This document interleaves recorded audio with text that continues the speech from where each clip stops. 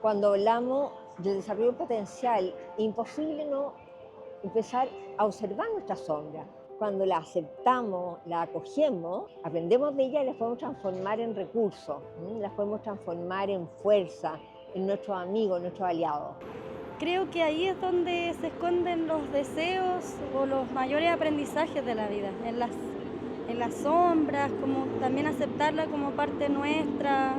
Que es la parte que uno normalmente reprime o no se atreve a mostrar, no necesariamente tiene que ser algo negativo, sino que son cosas que uno por miedo muchas veces no las aflora.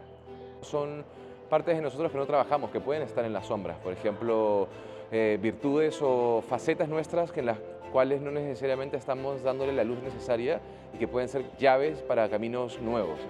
Hice la comparación entre la mujer que es blanca, que sigue siendo voluptuosa, pero que es como más externa, y la negra para mí no era la sombra ni el mal, sino que era la introspección.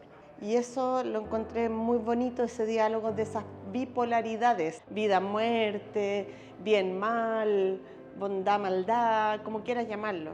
Me habló de cosas que yo no me detengo tan fácilmente a pensar y me dio esa instancia de poder meterme dentro de mí y tocar también mi sombra y verla y reconocerla. En el medio hay un espacio que te muestra que no todas las cosas son blancos o son negros, sino que hay toda una envoltura de saberes, conocimientos, colores que hacen que esta cosa sea diferente.